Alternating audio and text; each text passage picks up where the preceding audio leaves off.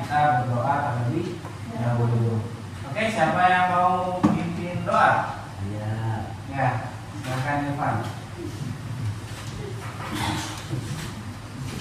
Baiklah, dulu kita mulai pelajaran hari ini. Maka baiknya kita berdoa. Kita mulai Al-Fatihah. A'udzubillahi minasyaitonirrajim. Bismillahirrahmanirrahim. Alhamdulillahi rabbil alamin. Ar-Rahmanir Rahim.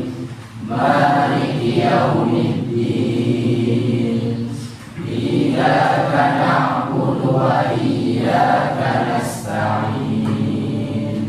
Ihdinas siratal mustaqim. Siratal ladzina an'amta 'alaihim ghairil maghdubi 'alaihim waladdallin.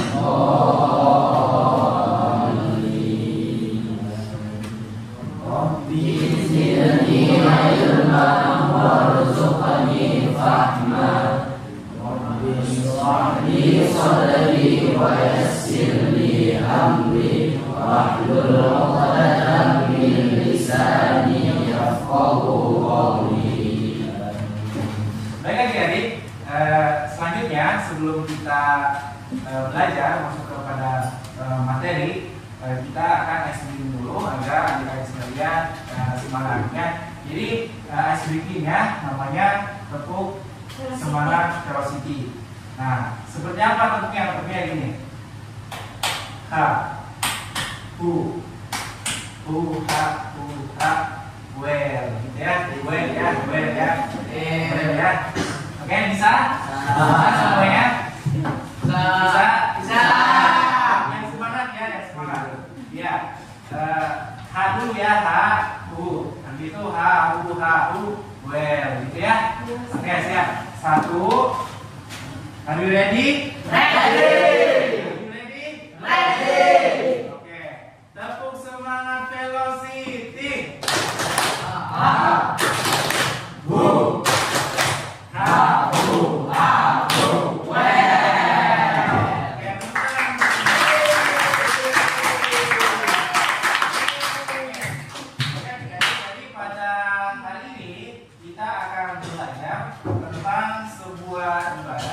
Yang dilaksanakan setahun hanya sekali, ya, dan ibadah tersebut dalam waktu dekat ini akan dilakukan.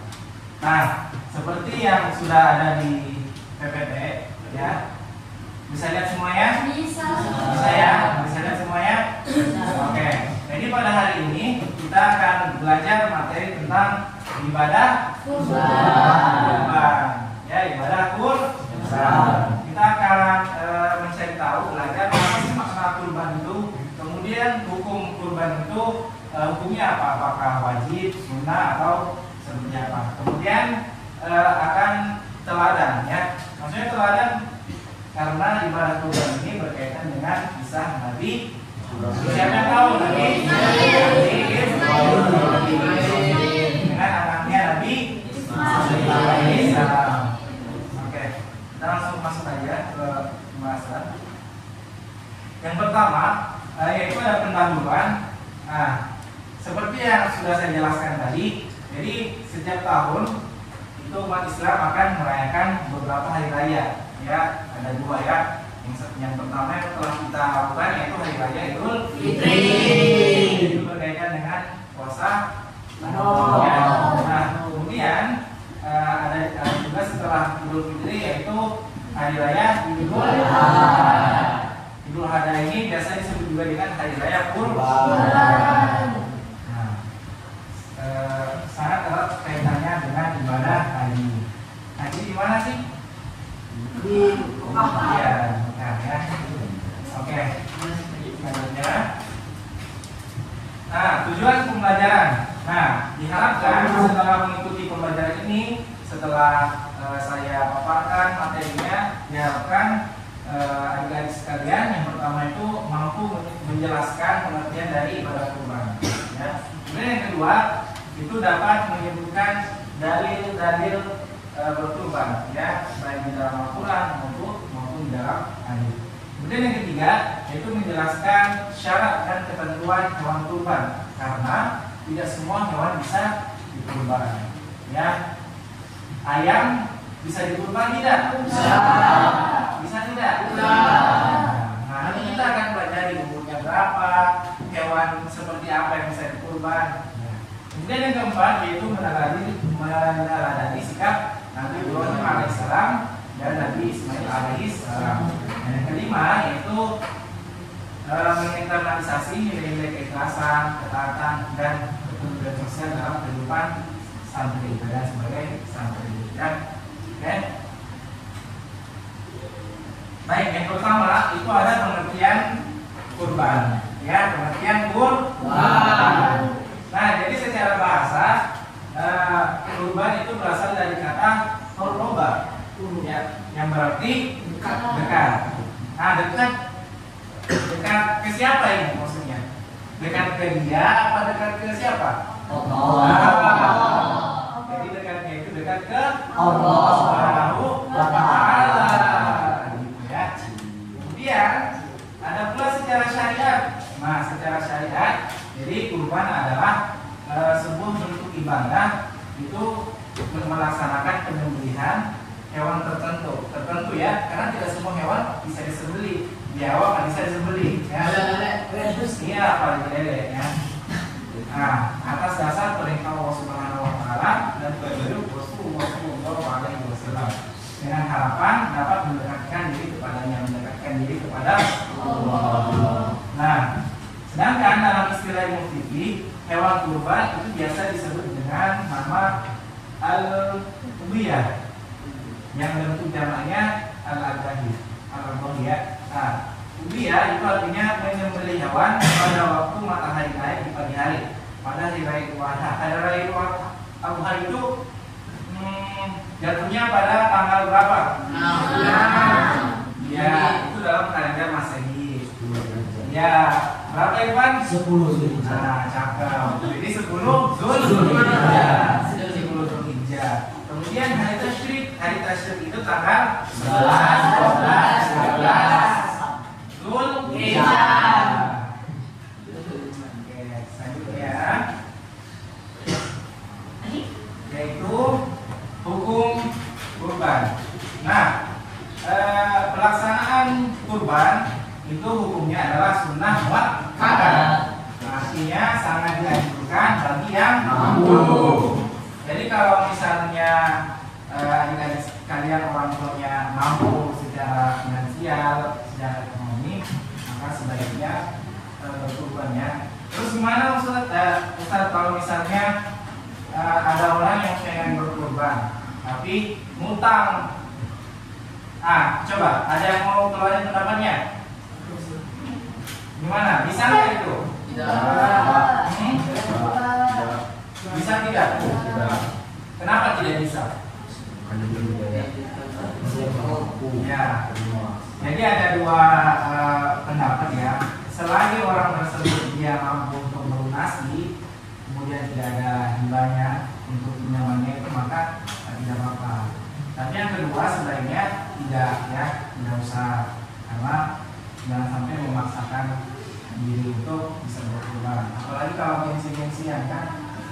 Ini tetangga saya kurban, sebelah juga kurban, saya nggak kurban terus malu gitu kan. Akhirnya pinjam duit di rentenir ya. Kalau di Jakarta ismenya apa sih? Bang. Ya itulah, nanti pinjam duit karena gengsi kan beli sapi 20 juta yang paling gede. Habis itu 2 bulan 3 bulan didatangi sama preman kan lagi duit. Nah, itu kan sebenarnya jangan seperti itu. Nah, kemudian Rasulullah SAW bersabda, barang siapa yang memperoleh suatu kelapangan tetapi dia tidak berkurban, janganlah dia mengambil tempat sholat kami. Hadis riwayat Ahmad dari Abu Hurairah. Maksudnya apa? Apabila ada seseorang banyak rezekinya, hartanya berlimpah, ya, maka kemudian kemudian dia tidak mau berkurban, nah itu sesuatu yang tidak disukai oleh Allah. Ya, itu makruh ya, perkara yang tidak disukai. Maka sebaiknya buat adik-adik sekalian, nanti kalau udah dewasa ataupun keluarganya, kalau sekiranya mampu, sebaiknya berkurban. Oke. Selanjutnya yaitu ada dalil tentang kurbannya. Jadi ada dua ya. Yang pertama itu dalam Quran surah Al-Kautsar, surah yang ke-180 ya, ayatnya ayat 1 sampai 3. Kemudian ada hadis tadi ya. Nah, siapa yang belum hafal surah Al-Kautsar? Ya, pastinya semuanya sudah hafal ya. Soalnya paling pendek. Oke. Nah, nanti saya akan bacain, kemudian adik-adik kalian mencontohkan. Bisa? Bisa. Oke. A'udzu billahi minasy syaithanir rajim. 1, 2, 3. A'udzu billahi minasy syaithanir rajim. Bismillahirrahmanirrahim.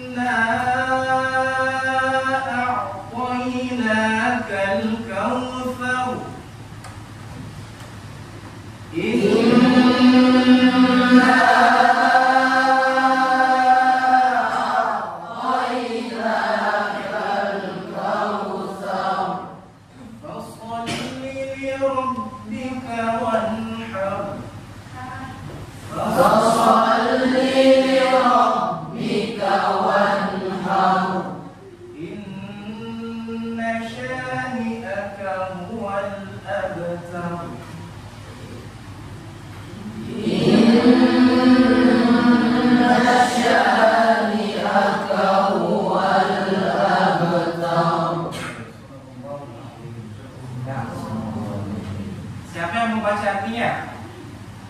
Saya. Ya, silakan. Awas, baca artinya.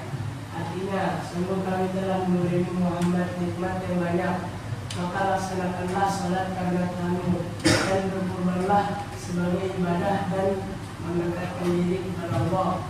Sungguh orang-orang yang membencimu, dialah yang terputus dari Allah. Surat Al-Kautsar. Oke, terima kasih kepada Awas.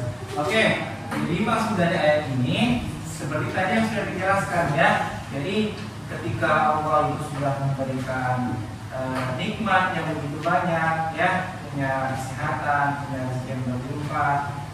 Karena rezeki itu bukan hanya tentang uang ya, tapi sebenarnya kalau kita menghitung nikmat dari Allah itu tidak terhitung. Gitu. Nah, ketika kita diberikan kelaparan, maka salah satu cara kita untuk mendekatkan diri kepada Allah yaitu bisa dengan cara berkorban. Seperti itu. Nah, kemudian Allah juga menegaskan bahwa Allah itu membenci orang-orang yang ketika diberikan kelaparan namun tidak mau berkorban. Oke, selanjutnya itu ada hadis ya, hadis dari Nabi Muhammad SAW yang berbunyi, tidak ada amalan anak Adam pada hari raya kurban yang lebih dicintai Allah selain menyembelih hewan kurban. Hadis riwayat Nah, selanjutnya, ini kita bahas ya. Jadi ketentuan kurban. Jadi kurban itu punya ketentuan. Jadi yang pertama, orang yang berkurban pastinya adalah orang Islam, ya, orang Muslim, ya. Kemudian yang kedua itu orang merdeka, ya, orang yang bukan budak, ya. Kalau zaman sekarang menjadi budak itu ya sudah tidak seperti di zaman Rasulullah, ya. Kemudian yang ketiga yaitu berakal, ya. orang gila berakal tidak? Tidak. Atau orang gila nggak bisa berkorban ya? Oke.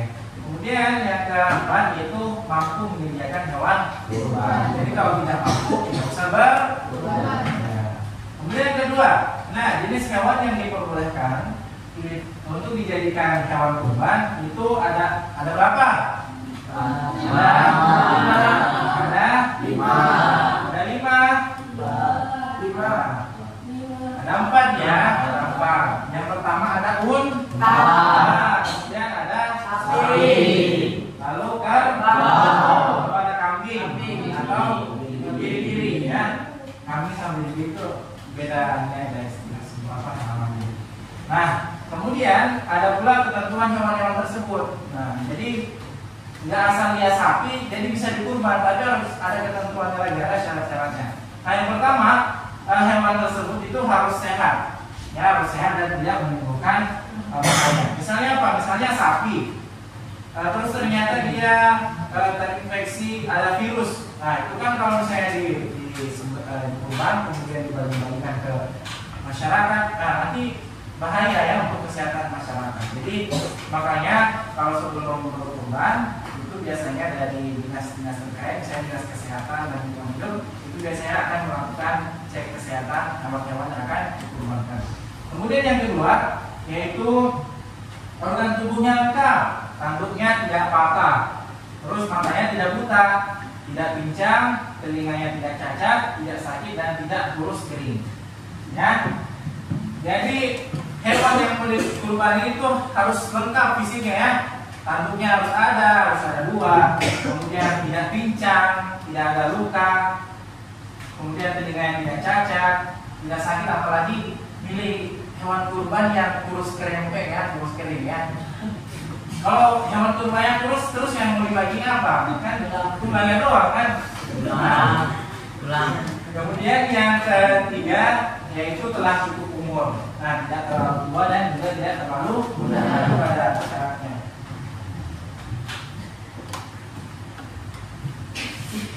Nah, jadi ini adalah syarat umurnya ya, umur dari unta, sapi atau kerbau, kambing, domba, biri. Nah, untuk unta itu umurnya berapa? 5 tahun. Ya, 5 tahun. Jadi minimal 5 tahun ya. Unta itu minimal 5 tahun apa lebih. Tapi unta itu kan nggak ada di Indonesia kan. Jadi itu unta itu biasanya di Timur Tengah aja. Nah, iya ada, cuman bukan jadi adanya di Ragunan kan, adanya di tempat wisata gitu. Kemudian ada sapi atau kerbau itu umurnya minimal 2 tahun. Kenapa Pawas? Pawas seperti kurban ya? Kurban yang buat siapa? Buat yang tidak pasti. Oke. Kerbau bisa dikurban. Nah, ada cerita. Jadi ada di satu wilayah Indonesia, ceritanya akan kerbau. Ada suatu wilayah di Indonesia di mana ketika penyebaran Islam itu wilayah tersebut itu mayoritas umatnya Hindu. Nah, tahu kan kalau agama Hindu itu memuliakan sapi. Nah, sehingga wali songo tersebut itu mengganti sapi itu menjadi kerbau. Ada yang tahu nggak wilayah di mana di Jawa? Di tengah. Di mana? Di tengah. Di ada itu wilayah Kudus ya. Kudus di mana? Ya. Ada orang Kudus di sini? Oh nggak ada. Oke, nggak apa-apa. Nah jadi itu diganti sama wali songo di situ, diganti hewannya menjadi kerbau.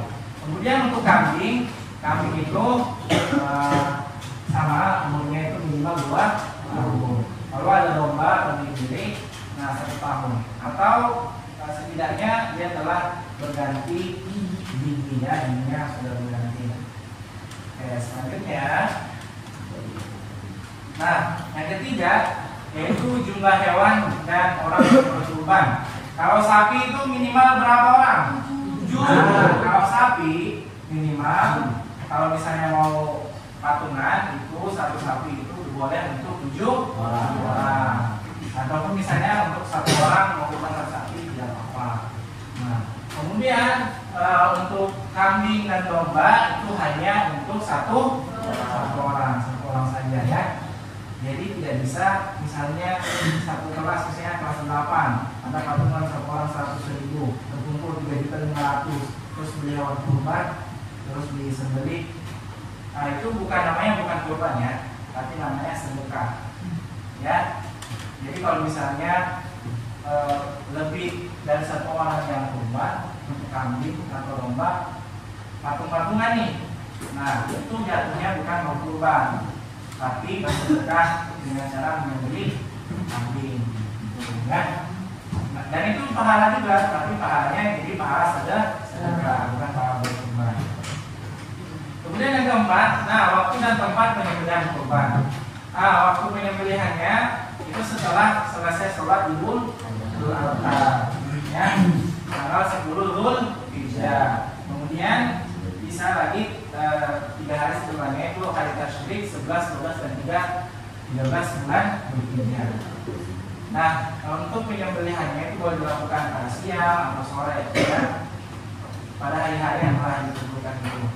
Nah, kemudian gimana untuk tempatnya? Kalau tempatnya disunahkan di tempat yang lapang, ya. Kenapa di tempat yang lapang? Biar kaum muslimin bisa tahu ada penyembelihan kurban itu.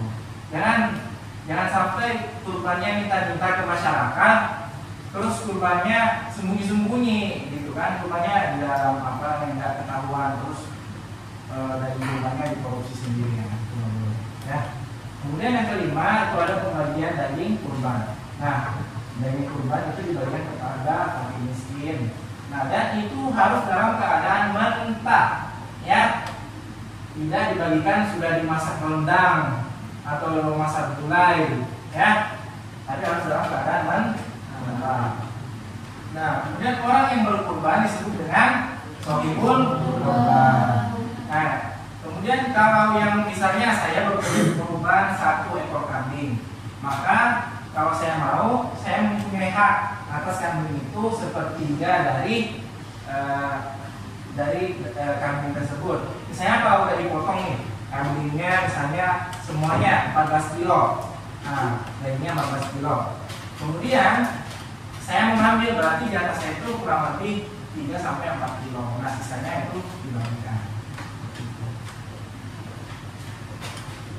Oke, nah hikmah pelaksanaan kurban. Nah, tapi sebelum itu coba dari adik-adik ada nggak tahu cerita tentang Nabi Ibrahim alaihissalam dan anaknya Nabi Ismail? Ada yang bisa ceritain nggak satu orang? Siapa yang bisa? Ada yang bisa ceritain?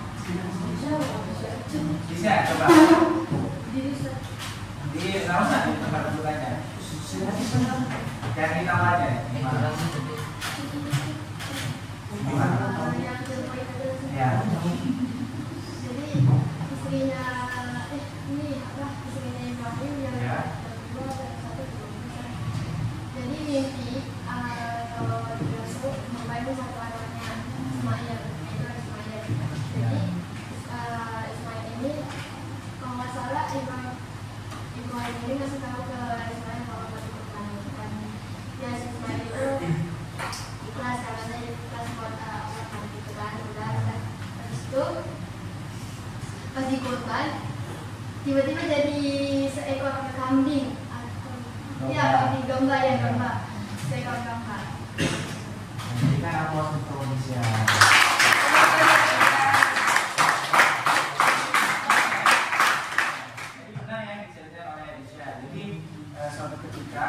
Jadi Nabi Ibrahim alaihissalam ini umurnya sudah tua, ya.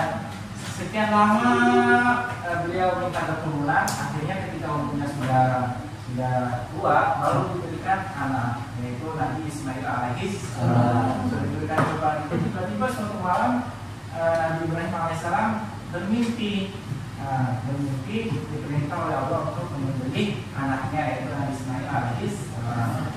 Nah, suatu ketika Nabi Ibrahim menyampaikan kepada anaknya Nabi Ismail, hai anakku, saya mendapat mimpi dari Allah, saya disuruh untuk menyembelih kamu, apakah kamu bersedia? Gitu. Nah, itu Nabi Ismail Dijawab, wahai ayahku, jika itu memang perintah Allah maka laksanakan. Nah, kemudian kita ini sembelih, kita sudah pisaunya ya, sudah mau dikorok ya, sudah mau disembelih, sudah diangkat, tiba-tiba berubah jadi seekor domba, kemudian di sebelahnya ada berdiri dekat Ibrahim alaihissalam. Nah, coba apa hikmah yang kita bisa ambil dari cerita tersebut? Keikhlasan. Nah, keikhlasan. Jadi Nabi Ismail itu ikhlas karena itu perintah Allah. Sama adik-adik juga ketika belajar, ketika sholat dan segala macam itu harus ikhlas ya, karena Allah Taala, karena itu adalah perintah Allah. Apalagi selain ikhlas? Sabar. Nah, sabar. Coba kalau kita logikakan ya,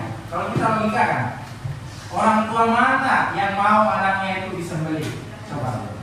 Kira-kira kalau Irfan nanti pulang di Jambi ya, tiba-tiba bunda mimpi itu kan, mimpi disuruh sembelih Irfan. Nah, kira-kira Irfan mau nggak? Mau.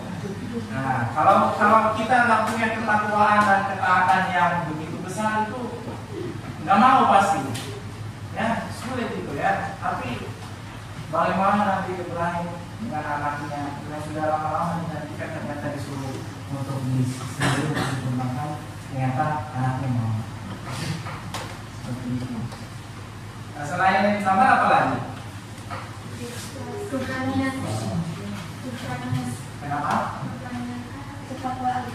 Ya, takwaan ya. Karena kalau orang itu sudah takwa kepada Allah ya, sudah benar-benar yakin sama Allah, maka pasti perintahnya dijalankan. Seperti itu. Nah, untuk hikmah pelaksanaan kurban itu yang pertama ada lebih mendekatkan diri atau takarrub kepada Allah Subhanahu wa Ta'ala. Jadi adik-adik sekalian, esensi dari berkurban itu sebenarnya yang diterima Allah itu bukan daging ya, bukan daging atau hewannya. Jadi nggak ada ceritanya nanti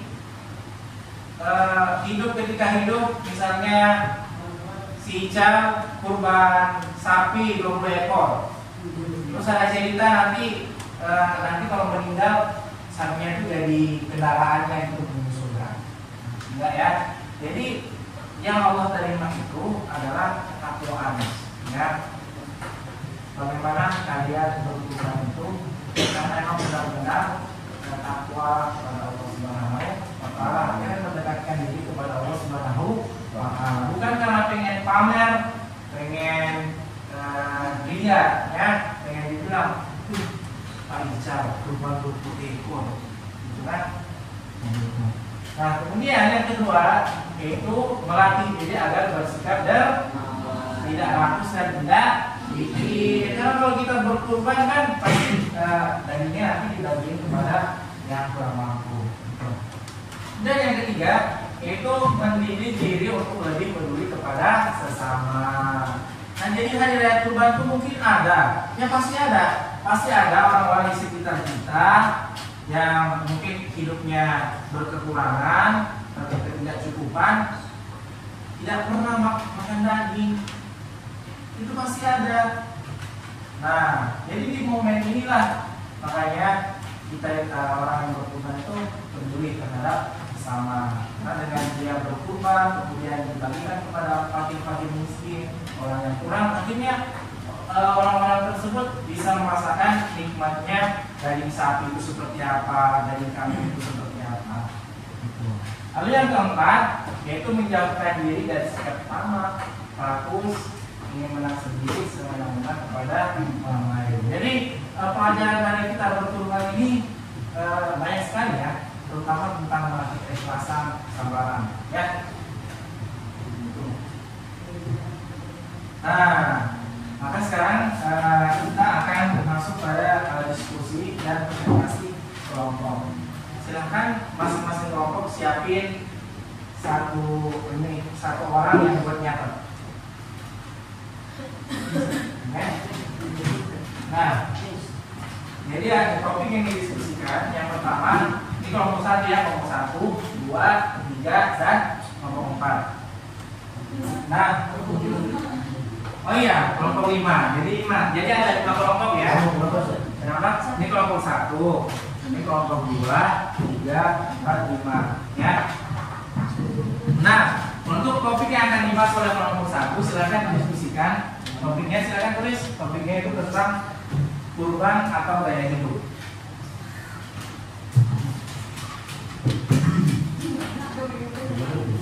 Saya ditulis saya kurban atau gaya hidup.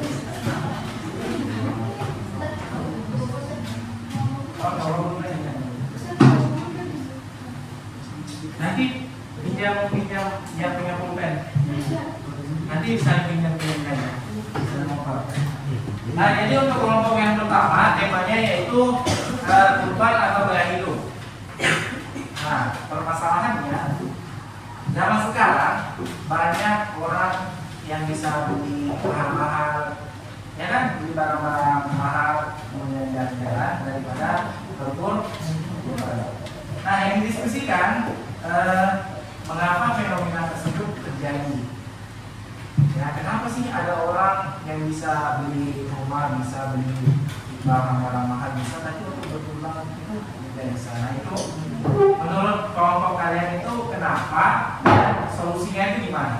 Gitu. Paham kelompok 1? Oke, dan kelompok 2. Kelompok 2 itu membahas tentang terkait dengan kurban online. Ya, kurban online. Nah, masalahnya kita ya ngomong dulu ya. Jadi bahas tentang kurban online. Masalahnya, zaman sekarang itu banyak kurban itu hanya melalui transfer, kan? Iya enggak? Melalui transfer. Kemudian si kurban itu, sahibul kurban itu tidak tahu proses kurbannya gimana. Gitu.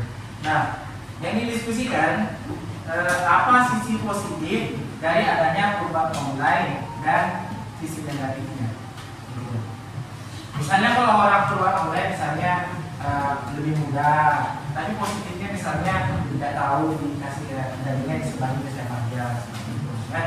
Nah, nanti didiskusikan. Kemudian untuk kelompok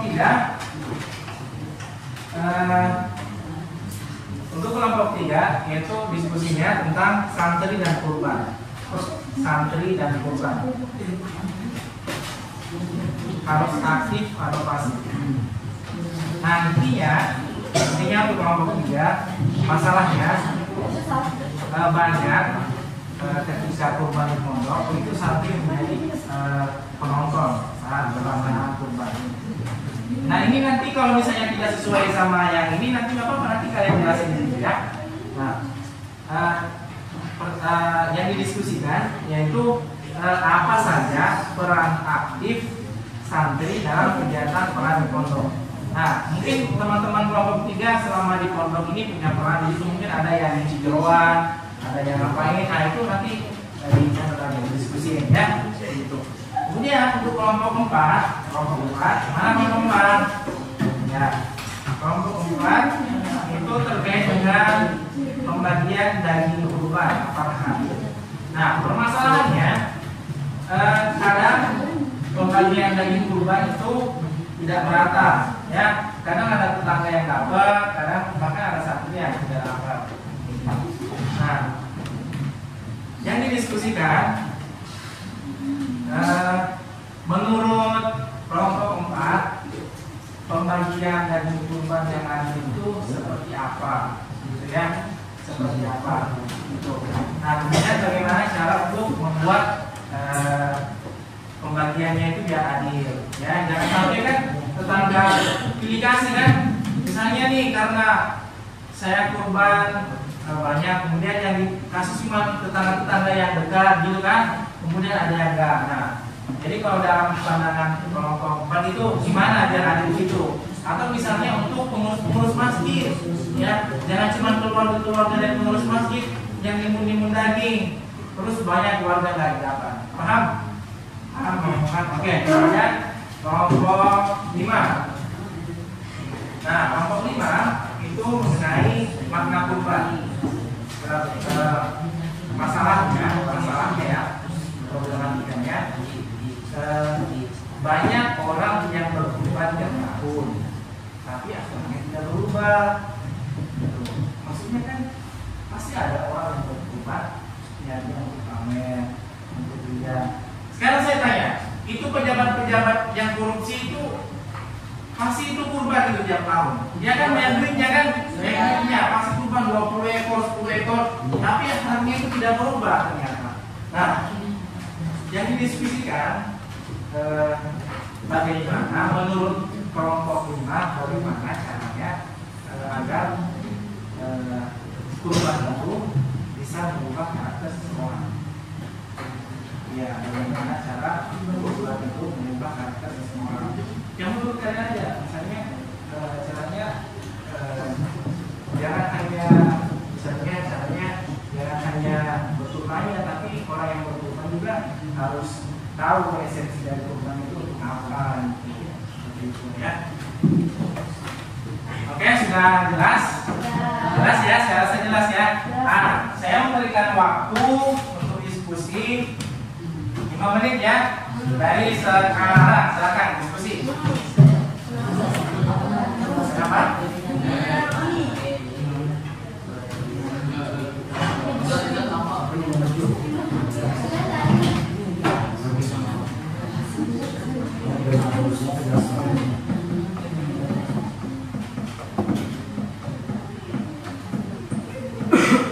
Oke, silakan didiskusikan. Ya, kalau misalnya ada yang kurang jelas, silakan ditanyakan lagi. Ya. Hal positif dan negatifnya. Kenapa? Hal positif dan negatifnya. Positif dan negatifnya. Iya. Hal positif dan hal negatif. Jadi yang positif misalnya kalau orang berubah mungkin lebih mudah, itu kan apa aja mempermudah. Tapi negatifnya apa misalnya? Sekarang kan zaman digital, tamunya ada penipuan, bukan? Dan misalnya lembaga yang dipercaya ternyata tidak amanah. Gak apa-apa, itu saja.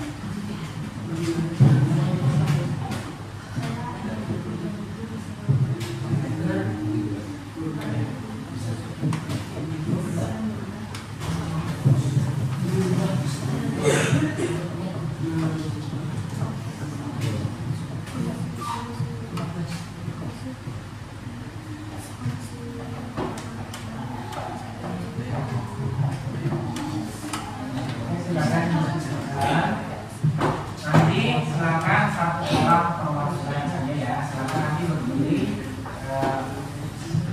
mempresentasikan hasil dari diskusi masing-masing kelompok ya.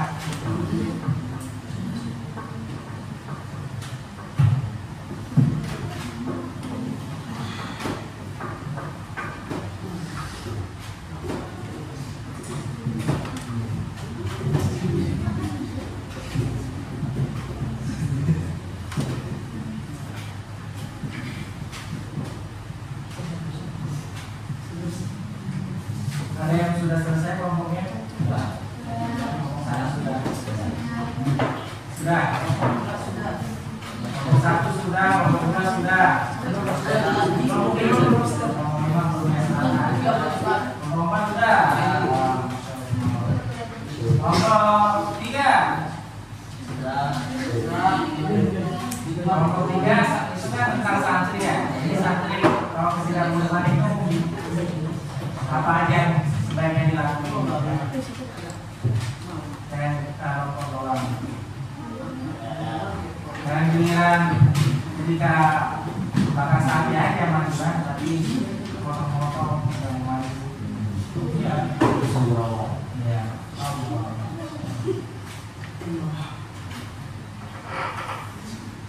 Belum Ustaz. Ya, silakan. Ustaz.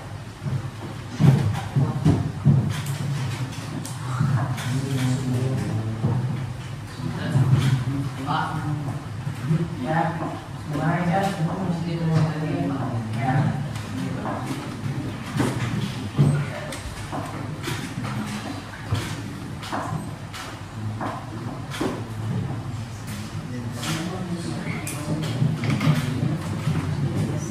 Oke, sudah ya. Oke. Sekarang silakan perwakilan dari kelompok 1 berdiri membacakan hasil dari presentasi diskusi kelompoknya ya. Oke, silakan. Ayo kelompok 1 ya, berdiri di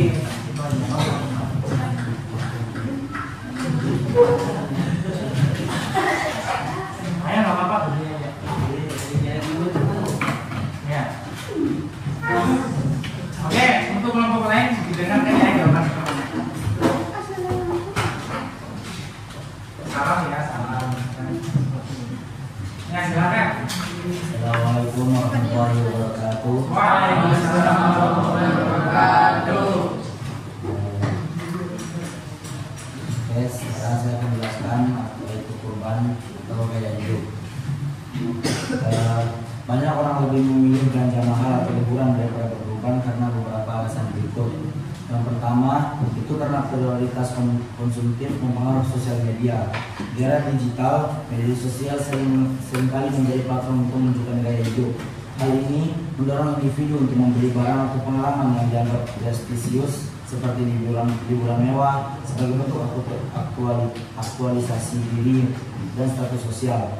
Hal ini diperkuat oleh algoritma yang mempromosikan konten konsumtif secara masif. Yang kedua, ada experience ekonomi. Masyarakat, terutama generasi muda, kini lebih menghargai pengalaman daripada kepemilikan barang. Survei menunjukkan bahwa banyak orang lebih memilih mengalokasikan dana untuk liburan atau kegiatan sosial daripada membeli barang mewah. Fenomena ini dikenal sebagai experience ekonomi, di mana pengalaman ini dianggap lebih bernilai daripada barang fisik. Yang ketiga, ada tekanan sosial dan psikologis. Ada dorongan untuk mengikuti tren atau memenuhi ekspektasi sosial. Meskipun kondisi ekonomi tidak mendukung, hal ini dapat menyebabkan perilaku konsumtif berlebihan, seperti berbelanja barang mahal atau merencanakan liburan mewah sebagai bentuk pelarian dari tekanan hidup.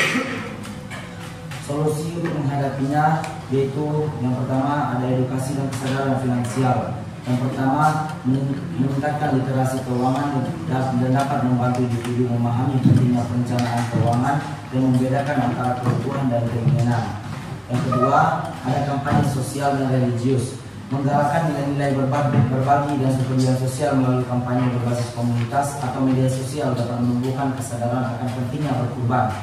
Yang ketiga, ada mendorong gaya hidup minimalis, yaitu mengadopsi gaya hidup minimalis dapat membantu individu fokus pada hal-hal yang benar-benar penting dan mengurangi konsumsi berlebihan. Dengan pendekatan yang tepat, diharapkan masyarakat dapat menyeimbangkan antara gaya hidup konsumtif dan nilai-nilai sosial keagamaan seperti berkurban. Oke, berikan aplaus untuk